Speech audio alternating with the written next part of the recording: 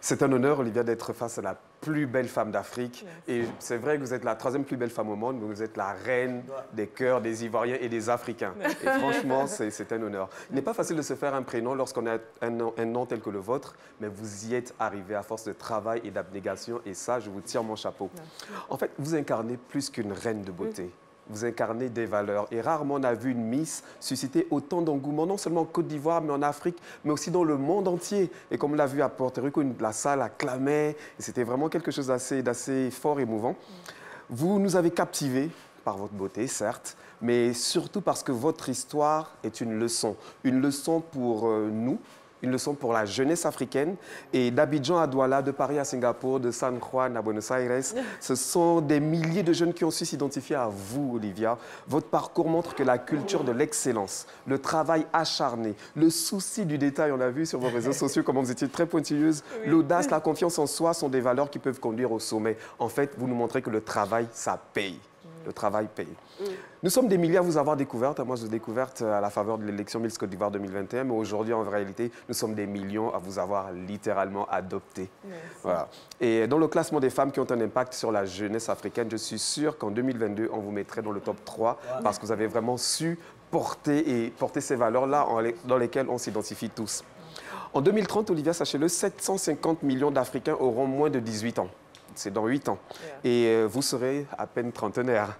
Et je me réjouis et me rassure de savoir qu'ils vous auront, vous et bien d'autres, comme modèle.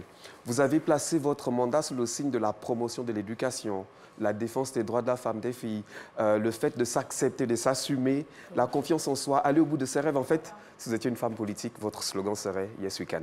Yes, we can.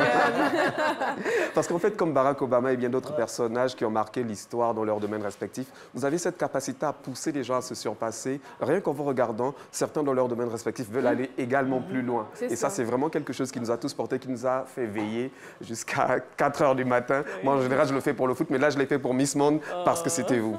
En fait, Olivia, de Yamoussoukro à Porto Rico, vous avez porté haut les couleurs de la Côte d'Ivoire, pays de la plus grande basilique au monde, pays du cacao, pays de Didier Drogba, de Magic System d'Alpha Blondy et désormais... Vous avez oublié de Caroline da Silva. Pays de Caroline da Silva, naturellement. C'est un crime de lèse-majesté. Hein. Mais désormais aussi... Le pays d'Olivia Yassé. Yassé. En fait, vous avez situé la Côte d'Ivoire sur l'échiquier mondial de l'élégance et de la beauté. Et nul doute que notre tourisme et notre culture en profiteront grandement. Alors, vous parlez français? Oui. You speak English? Yes. Hablas espagnol? Si. Akawaole? Yo. Vous parlez baoulé.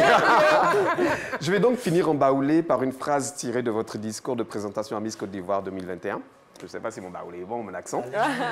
Côte d'Ivoire, Banflemou, Edjasso, Edi Faoudi. Je vous laisse traduire? Oui. Côte d'Ivoire. Attends. La jeunesse ivoirienne. La jeunesse ivoirienne, il faut s'assumer. Voilà, se lever pour la paix. Se lever pour la paix. Côte d'Ivoire, Banflemou, Edjasso, Edi Faoudi, jeunesse ivoirienne. Edi Faoudi. Levez-vous pour la paix. Jeunesse ivoirienne, levez-vous pour la paix. Et c'est par ces mots que je termine ma chronique. Vous êtes une messagère de paix et une reine des cœurs. Merci beaucoup.